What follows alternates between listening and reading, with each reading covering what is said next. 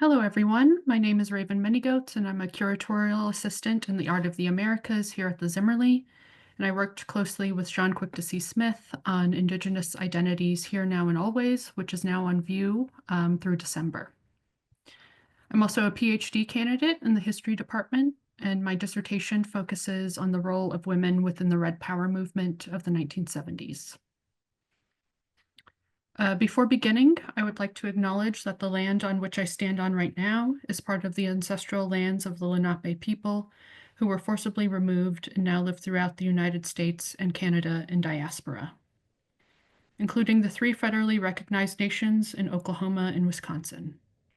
They are the Delaware Tribe of Indians, Delaware Nation, and the Stockbridge Munsee community. I want to acknowledge the Lenape's experiences of historical and contemporary disenfranchisement, but also recognize and celebrate their perseverance and survival. I want to also acknowledge that Rutgers University, like New Jersey and the United States as a nation, was founded upon the exclusions and erasures of Indigenous people. I want to thank you all for joining us this evening, and thank you especially to Tyrrell for joining us in our virtual artist talk series in support of the ongoing exhibition, Indigenous Identities Here, Now, and Always. The Zimmerli's operations, exhibitions, and programs are funded in part by Rutgers, the State University of New Jersey, and income from the Avenir Endowment Fund and the Andrew W. Mellon Endowment Fund, among others. Additional support comes from the New Jersey State Council of the Arts, Bloomberg Philanthropies, and the donors, members, and friends of the museum. Indigenous Identities was curated by Jean Quick-to-See Smith and marks her largest curatorial endeavor with over 100 artworks across a range of media, from beadwork and jewelry to video and painting. The exhibition foregrounds the significance of identity in art making through the diverse practices of 97 artists, representing more than 50 distinct Indigenous nations from across North America. We are thrilled to have Tyrrell's work in the exhibition. His piece, Adá Nítsíjíkees, Think for Yourself, is on view in our main exhibition space. We are honored to have Tyrrell here with us tonight, and after Tyrrell's discussion of his art practice, we will open up to questions from the audience, so feel free to put your questions in the Q&A function. Tyrrell Tapaha is a Diné weaver and fiber artist whose work encompasses the intergenerational pastoral living handed down to him through his grandfather, great-grandmother, and other relatives willing to teach. Tapaha's work acts as a tangible bank of feelings, memories, and experiences, a practice that not only sustains his life force, but is the powerhouse to many lifeways of his people. Culture isn't stagnant, it's living and breathing, and every generation within the Tapaha family has had its own experience with what this media means to them. He has said of his work, "We give ourselves to our weaving, and it gives itself to us." So I will now turn it over to you, Tyrrell. Thank you. Hi, howdy. Yat Eddie Angi, Nye Tyrrell Tapaha Yinshe. Ado Shidona Kazafan Shle, but that ni bashish chin, Tabaha Dashicero na Kairnet Dashnale. Inte uh 4 corners de Nasha, Ado Kazata Aglante, Kehote. Ado Aklohan Shle, Baultan Shle. Not necessarily although yeah, cool. My name is Tyrrell Tapaha. My little blurb right there was a Navajo. It's a common formality to have when addressing yourself to the others and typically within social spaces. But in there, pretty much just said my clans. Hello, good evening. My name is Tyrrell Tapaha. I'm a Diné weaver and fiber artist. I've been I always say I'm based in the Four Corners, but I just recently moved back into my childhood home and I realized how ambiguous that feels. Um, but yeah, so I've been full-time weaver for shoot, at least full-time in studio since maybe 2019, around the time I wrapped up my undergrad. And then I also teach a lot, and I kind of work as an advisor within a lot of institutional settings, i.e., for as of late, it's been histor or exhibitions centered on historical textiles and more specifically Navajo and Southwestern textiles.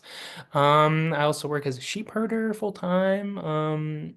And yeah, so really great to be here. Glad and very grateful for not only Jean, and seeing her eye, I felt like I had always been, I don't know, runt of the litter, in most social spaces that she was in. And she had this charm, like she could really command a room. And when I got news that she wanted to include my work, I had just seen her, maybe the week prior before I got the news, and we had a luncheon over in Santa Fe with a bunch of other artists, and it was really fun. And I just remember having a great sit down with her. And like I said, I just never thought that she even knew I existed, let alone looked at anything I made. So I'm very fortunate and very grateful to be included into this phenomenal exhibition. And keep an eye out for the catalog.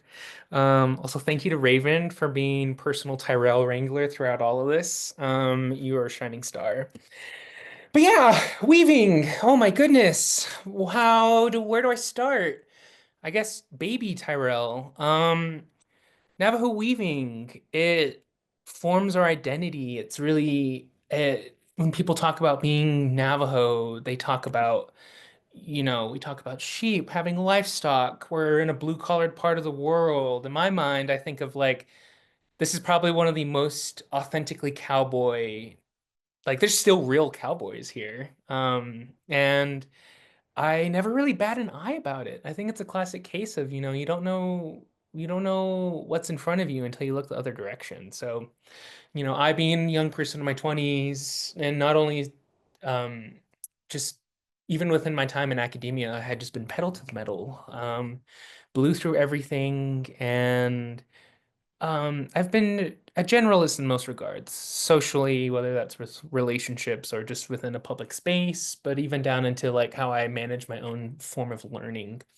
Being a child and being raised in such a very self-sustaining and like work environment, i.e., weaving, farming, sheep herding, ranching, um, it really just cultivated just this awe.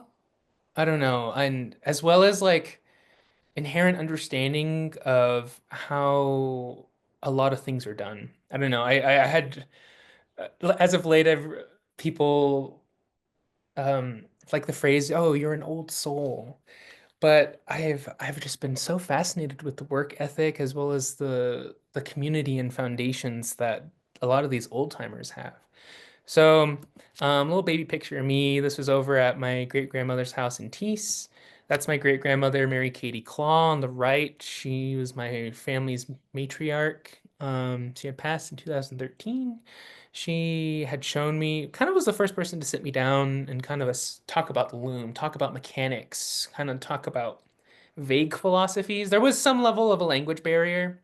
Um, but yeah, she was definitely a role model and still is a role model into my everyday workings, and more so as of late because I'm really trying to integrate farming and sheep herding as like an integral pillar in my practice. I reflect on a lot of things that I've heard from her or from family members in terms of how she lived her life. So having these role models, there's it like I said, it's just they didn't think anything of it, but the fact that my weaving has been able to take me all over the world and to have my works exist in so many different wonderful collections and institutions that want to continue to perpetuate a lot of this narrative. It's important. It's life, and I like that Raven found those quotes of. But yeah, culture isn't stagnant. It's fluid. It's dynamic, and I I just love the way a lot of these older generations really navigated that. Past couple pictures. This is my great grandmother's parents. Has seen Katie Ghana on the left, and then Elizabeth Cady on the right. Um, Classic horse people, ranchers. But it's really fun to have like I guess I never really looked at it as genealogy in terms of like f community work, but um, I've just been really immersing myself in this older way of living, i.e., like agro-pastoral, sheep farm, and weaving. Um, and these older generations just really did that very effortlessly. And so, you know, the environment that a lot of these old timers who I'm trying to replicate, my practice on, this was a lot of these images were very familiar in everyday lives for them. Mind you, there's some level of staging with some of them, but um, I just love that weaving to Diné people is just like an inherent look in the mirror. I don't know. I never thought that as I went around into the world that I would run into as many Navajos as I have. There's a saying of you can't go anywhere in the world without running into a Navajo. We're just a very prolific people and we just end up in every pocket you can imagine. But that's one thing that always cycles back to when people find out that I'm a weaver or that's the line of work that I do. Because there's always some level of story affiliated with it, whether it's my grandma used to weave, or I used to help them with XYZ, or I used to herd sheep, or I used to be able to, um, just reflect on a lot of these familial memories that these people had. Um, and it's something that I had always been enamored by. And currently, given that that's my current thing I'm chewing on, realizing how effortlessly this generation handled all that specific form of living. Um, Diné people are really renowned for being as resilient as they are, as well as being able to um, pretty much take a lot of pop cultural scraps and take those fragments and build this, an amazing new thing. A better way of phrasing it is we're great copycats, being able to take something and make it our own. And that's happened in many different forms, whether that's with the iconography and motifs that we use in our weavings, or even down into sheep. Sheep was a colonial byproduct that had came down our way via the Spanish occupation in the Greater Southwest. Um, but we had been established weavers by then using cotton and a lot of other natural fibers that when sheep came into our life, it really drastically changed everything, as well as, got us through so many hardships. This is a tintype of Huelte, which is kind of, I guess it translates to the place of great suffering. It was our internment camp in central eastern New Mexico, a few hundred miles away from our homelands. And this was part of the Indian Removal Act and kind of came about during the land grab during the Civil War. So, um, war declared on the Navajo people started maybe about 1864 and then ended in 1868. And during those 4 years, we it coined the phrase place of great suffering.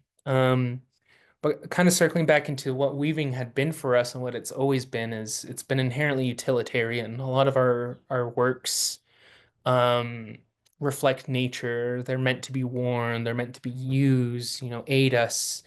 Um, we talk about, at least within Diné cosmology, we referred to um, Yode and Nikise, so like hard and soft goods. A combination of those two really creates a balanced way of living. And weaving is a great example of those two elements being able to clash to create, to produce, to protect. Um, as well as it's really added to our personal identity as people, whether it's classic pop cultural moments like this of Antique Roadshow, of the classic chief blanket that this man said he just inherited and didn't think anything of, and took it in. This is for those who don't know. Background context. And the appraiser on the right, his jaw dropped when he seen the piece because this was I believe from 1840s, first phase Navajo chief blanket. Um, and not only does it document, like, again, what most people think of when they think of Navajo weaving, but also shows a great snapshot of um, my comment earlier of Navajo weaving reflecting pop culture. Um, as part of it being able to produce and cultivate a place of living and sustenance, it's also been, a saving grace in most cases. Um, Chief blankets pretty much just are a byproduct of the slave trade in the greater North American continent, both pre-contact and post-contact. A lot of Plains people had been slave traders and really valued Navajo weavers for their ability to create these blankets. So this banding effect, aside from our spiritual context, had been a really popular thing amongst the Plains people. Um, a really finely woven blanket like this equated to what I believe like 8 to 10 buffalo hides.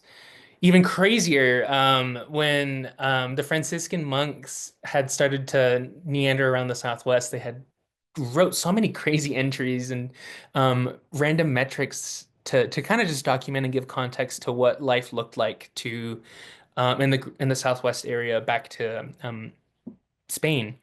And I preface this because there's this crazy metric of one skilled Navajo weaver equated to 8 non-weavers within their system. And yeah, this is it. Whether it be from that um, to a lot of these classic trading post iconographies that we think of when we see Navajo weaving, to the extremes of May Begay from Ganado, kind of southern Navajo Nation, and uh, just the kind of I-40 area on the interstate. But she was known, and her family were known for very large weavings. And when I think about my practice, I really like, I guess, just the way my brain pieces together how I perceive my practice is boundaries, perimeters. This being the extreme, the prior with the chief blankets being kind of dated slash a starting point. This is the largest Navajo weaving, all continuous warp, so singular strand of warp, all woven in one. I think it's over 20 feet tall, but I think it's over 20. I don't remember the metrics, but it's really large. And this is down over in Winslow, Arizona, during its unveiling. Prior to it being permanently installed, they had been taking it down and up pretty often.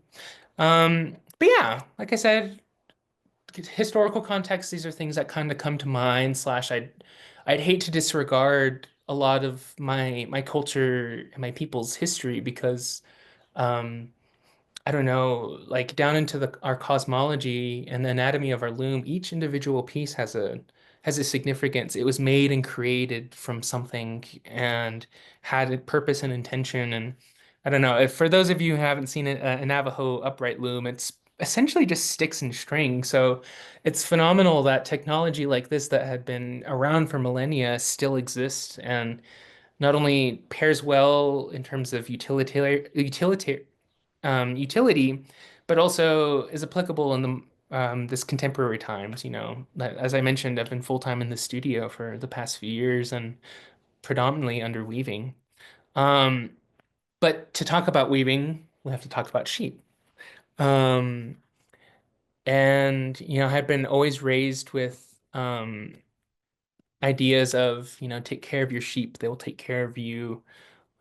Be good to them and they'll take care of you. You'll never go hungry if you have sheep. You'll never be cold if you have sheep. It's one of those classic cases of you're your only problem or you're your biggest trial.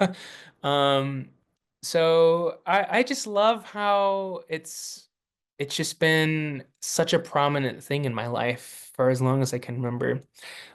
This is my views right before this meeting. I had offered to shear for one of the elders in my community, um, just because she's an old lady. She's not gonna shear for them. So I told him that I would help. So this is my morning views of today. And this was day views from a couple weeks ago. We're in shearing season. Probably one of the most laborious time of the year in terms of like a sheep work calendar. But uh, also a prominent step I've been there's no, I think when people talk about cultures and specifically indigenous cultures, we talk about loss. We really focus on what we don't have. And with some communities across, the Americas, almost everything that made their identity what it is had been lost. And, I'm very grateful that, my culture, we're still very strong and prominent and have so much to offer and to talk about. But, um, like I said, none of it really would have happened if my ancestors, our ancestors did not, plant those seeds. Um, but to circle back, I think as part of labeling and kind of creating this negative connotation of there's loss, people typically refer to weaving as a dying art. And to some degree it is, but I think that's more so a byproduct of just the greater colonial machine. But at least in my eyes and being home, I don't think there'll ever be a shortage of weavers. There's kind of a really pop thing right now that weaving's very in. But what is kind of going extinct is the way of living, where we live in a time of incomprehensible accessibility. Um, I have spent a lot of time in New York and like Brooklyn area and both living and visiting, but one of my first things that I remember being in the city was going to a classic bodega and seeing a store that's maybe half the size of my childhood home. So emphasis on small, was able to have more food than two supermarkets combined back here at home. So this ability to be autonomous and self-sufficient, whether through food and livestock, not only is great agriculturally and ecologically, but also, with a lot of indigenous cultures, it's the life way, it's the lifestyle, it's how people choose to live and look at the world that actually helps and perpetuates a lot of culture. Um, and it's again something that I took for granted for a long time, just being surrounded by so many talented and very knowledgeable people. But um, it's something that I really want to work on right now. And at least within how I look at my weavings and my relationship to my work is, there are little snapshots, glimpses of what I see every day and what I feel is important to not only my people, but also to a greater whole. I think there's that classic narrative of indigenous kids um, within the past few generations have to walk between two worlds, our people and culture, but also white pop society, um, which I think is pretty silly, but it can make sense. Like I said, it's life skills. How many people know how to butcher anymore? My buddy Kevin and I, we had butchered two of his rams yesterday. Fed his whole family. It was great. That's the thing that I had been raised around and had been prefaced to me as being important. And kind of going back into what I think about when I'm working, it's either that. I think about the sacrifice a lot of people had to make, as well as beautiful images like this. Now I'm a real big fan for, I'm a 75 and sunny kind of gal. Like that with this as my view, oh, that's all I need. And I could die. And um, but it's been something that I've been very interested in and really I've I don't think that I'm making anything new in terms of imagery, iconography, and motifs, as I've touched on. To me, the way that I've really internalized a lot of how I look at why my works look the way they do is more so taking fragments and pieces of things that I've been studying or been very interested in, whether it's mechanically or just visually, and being able to take all these pieces and put them back together. I really love collage work, but also, oh, um, like I said, it's hard to not appreciate and get emotional and think about our place on this spinning little rock in a vacuum, with images like these every evening. Um, And like I said, I didn't think that this was my path. I I'm kind of prefacing all of this beautiful, wonderful, shiny things, and I think when people think about sheep herding and ranch work, it's very heavily romanticized because we have, as a larger society, have lost connect to what does it make to produce? What does it take to have meat? What does it take to have fiber? Um, it's a lot of work. I think about it and I'm like, compared to a lot of these old timers that I'm gassing up, like I'm just a weekender. I get to run away and have fun and take my silly little pictures while I'm working, but um these are the things that I look at when I think of home, when I think about the center of my world. It's typically these images. Um and yeah, it's it's always fascinated me. Um as well as, takes care of me physically, as well as provides some really gorgeous studio vibes.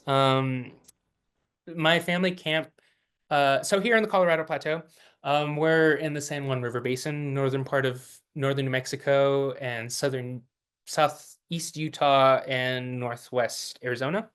And historically, Navajo people, pretty semi-nomadic. We moved around a lot. My family was no exception to that. We had, over 6 settlements between the San Juan River and the top of our mountain. And so this is my family's little cabin slash our summer camp and summer grazing. It's getting pretty close to being able to move these guys up there. This is part of the trailing. This is where I have them stop so I can get them some drink. Um, but yeah, like I said, this is what I see when I think of the center of my world and the center of my practice and my essence. Um, but also, again, going back into this idea of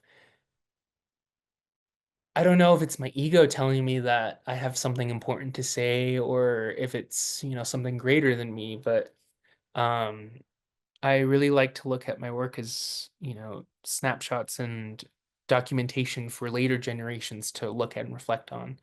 Um, One of my works that I'll kind of circle back to towards the end of this references this image I took, but um, this is some of my extended family's flock that I had been helping them herd and work for a few weeks, and maybe about like two. This is about like what 200 yards away from the house, and then that brick wall up there is an old capped uranium mine. So when we talk about ethics of work like this and slash how I've rationalized how I look at my practices, on an intersectional plane within our current society right now, typically the rule of intersectionality within a community is that people who exist on the more marginalized corners of the spectrum, i.e., people of color, people from rural and impoverished areas, people who are queer, trans, typically are able to are the bottom of the pyramid and can really talk and reflect on life and have it be understood to mostly everyone. Mostly. Um, it's a communication, not a direct line. But these are things that kind of come to mind that, why my work kind of ends up looking the way it is. But yeah, like I said, we'll wrap up the little sheep thing. Um, so let's circle back to sheep to loom. I had said that there's no shortage of weavers. I don't think there ever will be. Um, but there's a shortage of people producing everything sheep to loom. One of my personal favorite parts of my practice is color. Anyone who knows my work knows that I'm obsessed with color.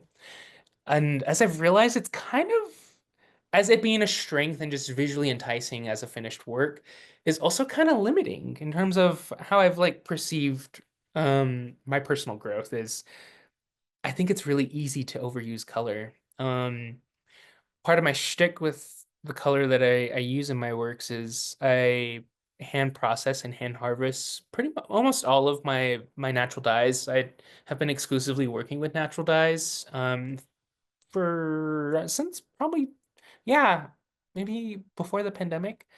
Um, and I've kind of made that my shtick.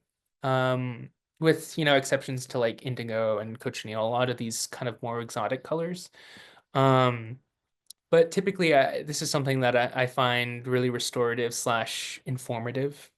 Um, as well as part of this agro-pastoral mentality is built on reciprocity. So not only having the land and the elements support me in my work, but also being able to give back to that. So having sheep, moving livestock on the land and being able to manage land and capital in that way has been a really important thing. And vegetal dyes are no exception to that. I've just been so fascinated with color and um, my granduncle, who has been a prominent teacher to me, Roy Cady, is the queen of color. So I had a phenomenal teacher. Um, and yeah, so as part of going back into having this practice and medium so well established and admittedly worked to death, it's kind of been harder to challenge myself. I feel like I've been a weaver. I feel like I understood how to weave and the mechanics of weaving before I ever touched a loom. Um, and as part of that, it's kind of resulted in my work looking really funky because I am really obsessed with Mod Podging a lot of different things that I see and seeing if they can work and fit together. Um, and I think with that, it kind of allows for some level of play, not only with myself, but with the medium. Um, but to be honest, I don't think that seriously all the time. Admittedly, I will call it a good day if I can see my friends and get some weaving in. Um, but I also move around a lot. It's been up until recently, I haven't lived anywhere longer than, 6 months. I typically spend my summertime back home and get a lot of weaving done, or a lot of processing, a lot of ranching done, and then in the winter times I like to hunker down somewhere and do a lot of a lot of my bigger works. But typically not limited to a specific place. My favorite loom, which is has a project on this picture, um, is just small enough to fit on the top of my vehicle. And it creates all these beautiful, funny, silly experiences that I get to take and admittedly to see my friends and get some work done. Um, but let's wrap up a lot of these kind of context images and um, so as part of having again not only my family and the lifestyle kind of reflect a lot of how I look at things.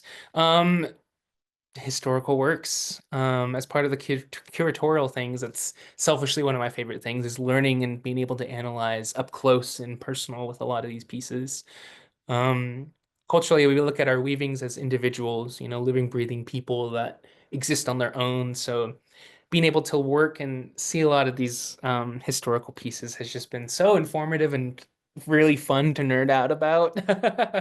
As well as you get to see crazy pieces like this. The long walk period that I had mentioned, an awful time for my people. But again, going back into the idea of resilience, this is a really interesting work because as part of a show that I was part of the curatorial team on, Horizons Between the Lines of Navajo Weaving.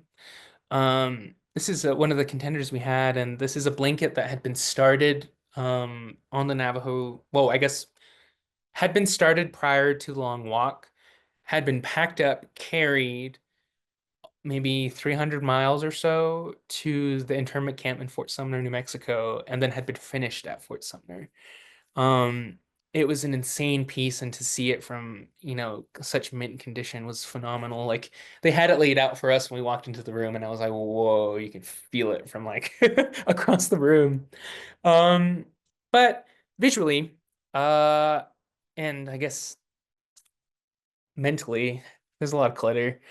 I aesthetically just am very interested in Mod Podge. I had described kind of from the get-go my weaving and style as kind of collage-esque. And I used to giggle at that, but upon further reflection, I'm like, yeah, no duh.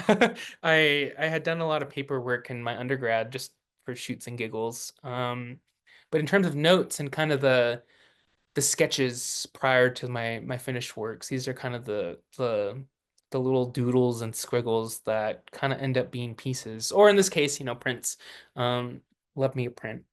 Um, and sweet, the meat. Um, I'm just kind of slowly breeze through these. They're kind of in sequential order, from earlier to current. But yeah, this is my first hand spun work that I had done by myself. It had also been my first like larger purchase. I went to a private collection out in Steamboat, and kind of really blew my mind to know that something that I spent so much time in preparation um, on had a payoff. I don't know. When I talk about I'm a sheep herder and I'm a weaver in other parts of the country and in the world, there's some level of fascination, kind of going back into that idea of romanticizing. But within my own community, when I tell people I'm a weaver, or specifically a sheep herder, they typically think, I'm the bottom of the barrel. It's not a respectable occupation anymore as part of, our culture not valuing livestock and this life way. Um, but we still continue. And admittedly, if I'm just a foothold in the history of what weaving is, and specifically Navajo weaving, I will call it a win. I'm a chronic maker and I just have a lot of things to say. Um, so the works end up reflecting that. Um, a lot of the time, I really like to try and finish works in a specific setting. And currently a lot of these are all essentially studies and or little commissions that I was doing on the side. And yeah, or they were collaborations with my granduncle as part of this kind of apprenticeship that I had been doing with him. Part of it was doing the dirty work of setting up his looms, doing starting borders, filling in blank works, and then always ending his pieces. Um, for those who don't know, Navajo weaving is very difficult in that it's a four selvage continuous warp. Yarn weaver jargon for you have to finish weaving with a needle at the very tippy top. Your workspace gets smaller and smaller and smaller. Um, so it's notably very awful for that reason, but is admittedly kind of the best loom structure for tapestry, in my opinion. Um, and yeah, this work, which is presumably how anyone who's listening had heard of me. This is a work I called "Think for Yourself." Um, it had been a study on one large scale. This is about 3.5 by 5 feet. I'm probably off somewhere on the dimension with that, but um, this was kind of my first large work that I had started for myself. A lot of intimidation, kind of slow moving. It took pretty long. Maybe it's because I didn't really have a plan for it up until um where the zigzags start the multicolor zigzags. Had been my largest application of a specific technique I was using, which is the zigzags below the ladies is called the female lightning, and then the zigzags on top behind the lettering is the male lightning. They're both regionally specific techniques that kind of come from my part of the Navajo Nation. But this had essentially started as a study, just wanted to work on the scale, but also turned into kind of a homage. Um, I'm a young person in my 20s and I don't know what I'm doing. I don't know what I did today and I don't know what I'm going to do tomorrow, but as part of having that confidence in myself and learning that relationship, this Diné philosophy of Adá Nítsíjíkees kind of came to me and kept circling and just infected my brain. Um, but it refers to think for yourself. Adá, like you, Nítsíjíkees, like spend time thinking about things. Who are you? Where did you come from? You know, teetering on the idea of existentialism. Um, but, as I kind of had been circling back onto this and spending a lot of time at home and my great grandmother's home in particular, I had started this little cartoon of my great grandmother's, Mary Katie Claw on the left, and then my other grandmother, Fanny Yazzie. And it felt very important time for me to try something like this. I hadn't ever really done, I guess, a pictorial or a depiction in this way. And then following that work, immediately I had started this. Yeah, this is another fun piece and another uh, beautiful work. For all of my New York State pals, this is over in Sag Harbor, over in Long Island. So, should anyone want to see, should definitely stop by. It looks like a great exhibition. I haven't seen it in person, but I do know that this work is there. Um, and I guess the Think for Yourself work had also opened a can of worms with me in that I really like text and really started to adopt this idea of um, people really like my work. Most people are very apprehensive in interacting with culturally significant mediums, and as such, they kind of get put in the back burner.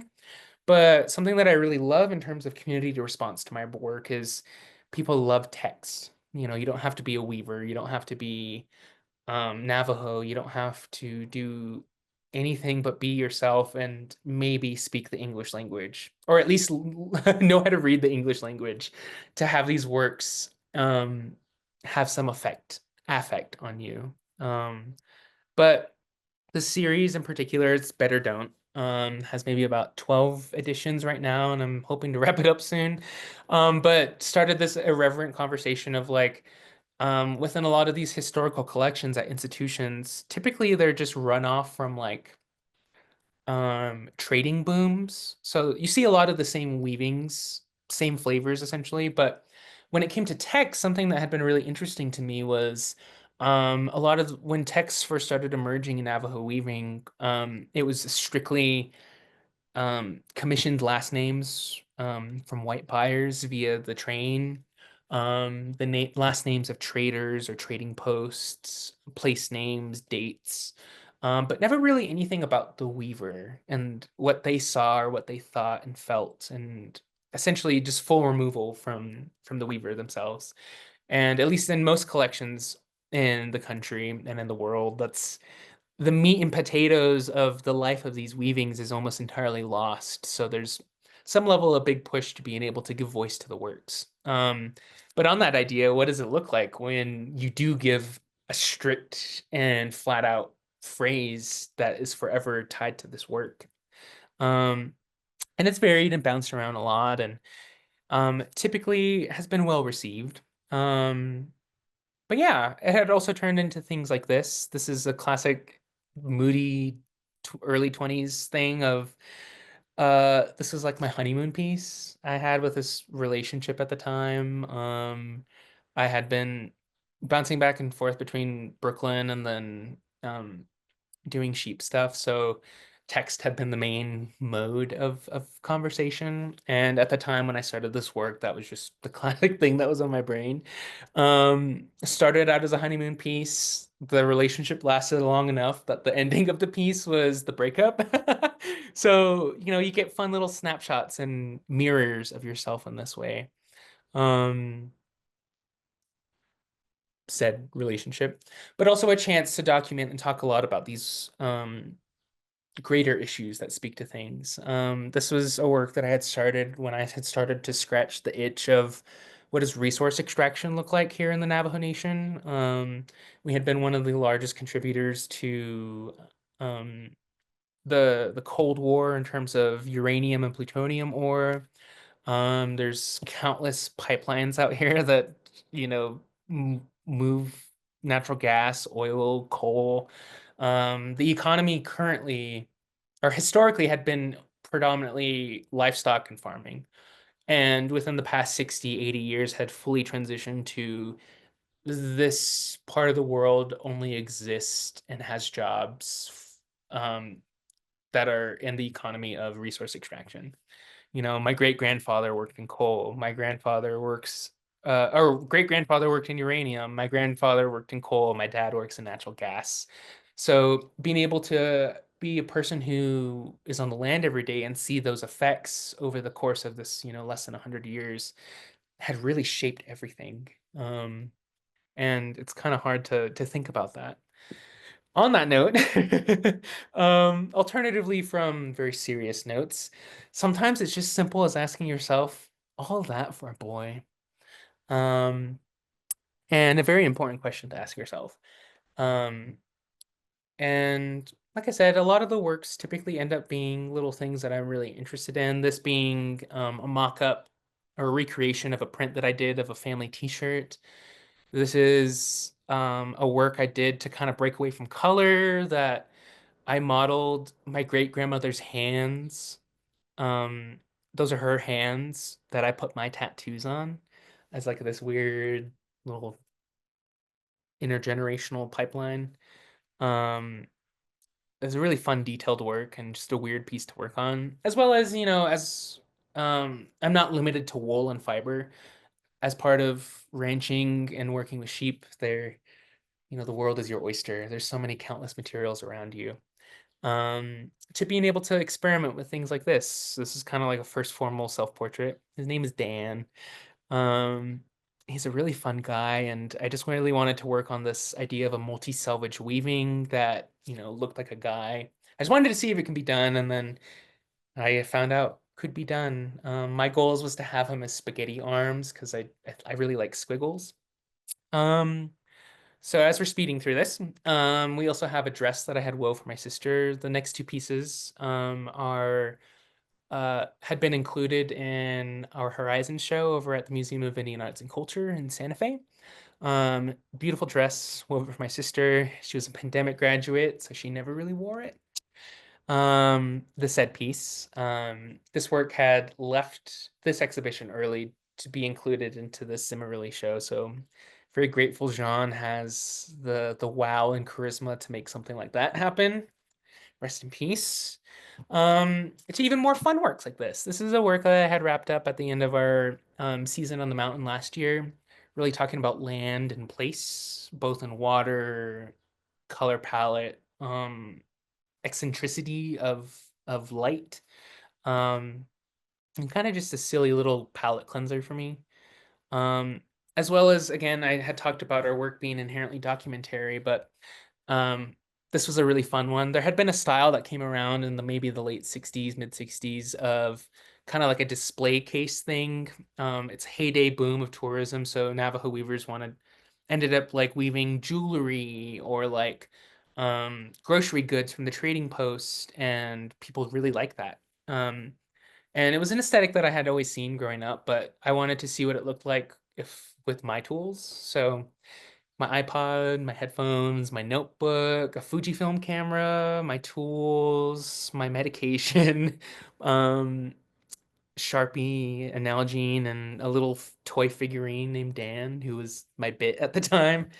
Um, so even down into documenting queer life. I had talked about um, that being an inherent part of my identity, but also a really taboo thing, at least here with the sheep and pastoral living, from my perspective and what I've seen in my life, is that a lot of queer people, and specifically queer men, end up being kind of the torch carriers for a lot of families. I think within just this blue collar part of the world, a lot of heterosexual couples typically end up starting their families and moving somewhere else.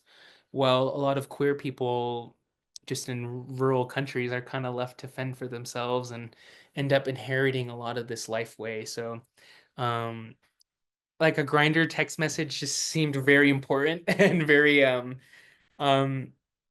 yeah, just really seemed to work well for what I had been wanting to talk about.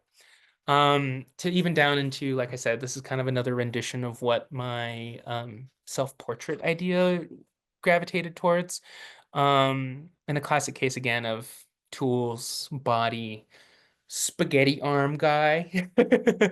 um, as well as, being able to make and share this with people had been my shiniest dream. Ask baby Tyrell what he would have wanted for himself when he was this size and working with my grandmother or my great grandmother. And I don't think I would have told you that I would have been a weaver. I think I would have told you 10 other things that I wanted to be before that. But um, now that I'm in that position of being the torch carrier, so to speak, I think a lot about what does it look like in the future. I said Navajo weaving will never die, but I think about my niece and my nephew.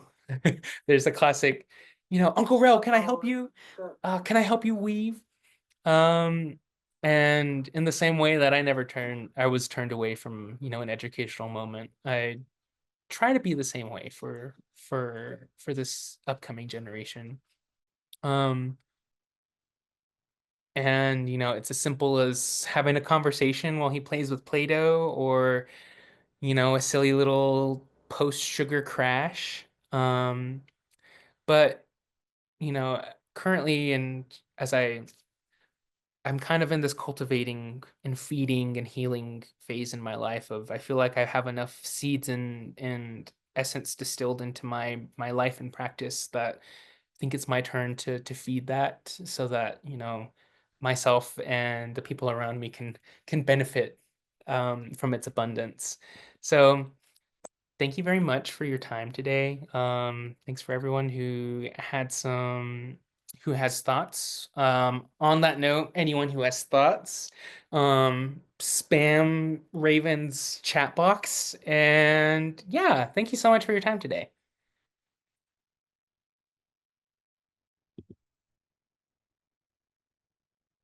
Great. Thank you, Tyrell. Let's see. That was great. I Yay. learned so much and it brought me back. I'm thinking about my great grandmothers who were weavers and hanging out with the goats when I was a kid. It was great. What I'm saying, everyone always has we all have some image of that, and Yeah. I don't know. Yeah, it's nice. It's nice to be reminded of that. Um, so yeah, if anyone has a question, put it in the Q&A box. Um, I was wondering if you could give some context to the whirling log usage in your work. Yeah, so I just love that it's a hot topic now. But at least within our culture, the symbol itself keeps cycling around within our cosmology and a lot of our ceremonies, just kind of our orientation of the world. But at least the way it's been prefaced to me is, it's a symbol that talks is referred to in our creation story, but also reflects motion forward and backward. And I think about, again, like I said, a person in the time of life that I am, it's nothing but motion. So I really like to include it, as well as kind of preservation and perpetuation of having it within Navajo weaving. Kind of at the end of World War II, it had been really popular especially on Southern Navajo, to have a lot of these weavers and just artisans give up their rights to being able to use that. So, yeah, it just seems like a really important symbol that I like to include. And uh, kind of going back into how I look at my work, someone had said something on the line of like good art should be able to challenge you. Mhm. So I think being able to passively include these conversations into white-walled institutions or even just table talk seemed like a good enough of a reason to weave it. Yeah, yeah, for sure. It's yeah, I think it's a good conversation to have within these institutional spaces for sure. Same. Yeah, right. And I'm curious about your dyeing process for the yarn. What sort of materials are you using? It's predominantly local flora and fauna from the greater Colorado Plateau. Um, but my favorite thing about it is that it correlates with the season, so we get different types of dyes throughout the season. Now that spring has kind of came about, the first thing that I like to harvest is Kanyagre dockroot, or kind of wild rhubarb. Has these like weird sweet potato looking tubers on the bottom that are just so pigmented. And around this time is when they start to come up. That's the first style I'll start with, and throughout the season there's countless. And then at the end of October, beginning of October is the chamisas or rabbit brush start to bloom. And that's the last dye that I typically can harvest. But we're at a time of commodification, so I have a lot of powdered natural dyes that I use, but typically I like to, I don't know, play around with a handful of different things. Yeah, it's cool. Okay, so we have a question from Carolyn. I'm moved by your expressive series. Will you talk more about how the series started and ended? Mm, is this in reference to Better Don't, you think? Probably. I think so. I guess text as a whole. Uh-huh. The Better Don't really just started, as I talked about, of just spending a lot of time in collections. And not really being able to see these words that were woven by weavers who didn't even speak or write in English. Mhm. Typically a lot of these commissioned works were just written on a piece of paper, handed from the trader to the weaver and be like, cool, weave this. So you get a lot of funky letterings and things like that. So you could see the personality in that regard, but um, I just felt like there was nothing about the Weaver there. And at least in being able to incorporate like vulgarity, which I think is just kind of, at least again, emphasizing the blue collared part of the world, it's typically a very conservative community. And this part of the world is no exception to that. So um, there's been of all of the series that I've done so far, that's definitely had a lot of community pushback, is this level of irreverence. I think when people have these unifying memories of what a medium looks like, people always want to refer to that as the standard. So the biggest critique being like, my grandma wouldn't leave this, or my grandma would be so upset if she saw this. And I'm like, well, your grandma didn't like speak English, so I don't think to her they're just letters. Which is kind of how I wanted to look at the series is play, poking fun. Um, and when, kind of circling back to the idea of we look at indigenous cultures as so much loss, laughing and humor is really important for that. And that's what I love about native art is it's a lot of crude, deadpan humor. But yeah. Great. Um, and then we also have a question from Brandon. So he said, "Thank you so much for this amazing talk. I loved learning more about the breadth of your art practice, particularly the weavings that meditate and document queer culture. Could you tell us more about any projects that you're currently working on or ones that are in development?" Um, I think just kind of the state of the world and more specifically like the economic market right now is pretty something.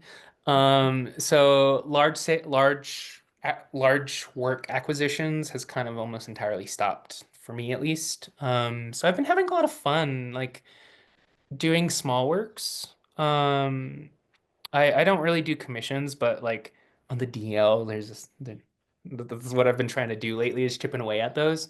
Um, and yeah, so aside from that, I had been gifted I wouldn't say gifted, one of my neighbors, childhood pal, gave me a weaving that her father had started and never finished. So that's something I'm working on. I also started a really large work that is about 5 feet wide by 8.5 feet tall. And I'm planning to use all of my really fine yarn that I just stashed and never worked on. So yeah, currently right now is big. How many weavings can I make? How large of them can I make? Just something I haven't tried. So that seems like a cue right now. I don't know. Yeah. Um, let's see. Okay, we have a question about the spaghetti arms. So this was such a fantastic talk. I noticed you used spaghetti arms in some of your pieces, and they gave me this feeling of going with the flow, like the figures are being guided by something natural or emotional. Could you share a little more about what inspired that choice or what it means to you? Hmm. I I guess I don't know. I maybe that's just my personality. Maybe it's I don't know. It's a handful of things. I'm scapegoating it as saying it's my personality because spend a day with me. It'll be a headache, but visually pretty entertaining. There's a lot of things going on, but like, yeah.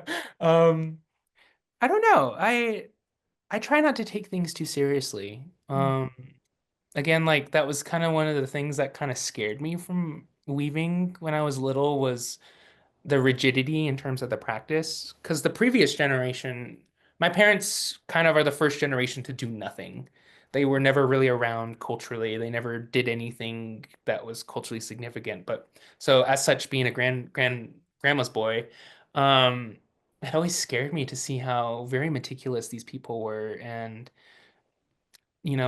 before my great grandma passed, she kind of gave me words of advice of like, don't be afraid to weave something different. Like everyone's seen a Tisnaspas trading post weaving. We all know what these trading post weavings look like, and they've all been done to death. That being able to make something new is has I don't know. It felt really comforting to know that my biggest who the person who I sought the most praise from gave me the biggest green card to do whatever I want. So yeah, I don't know.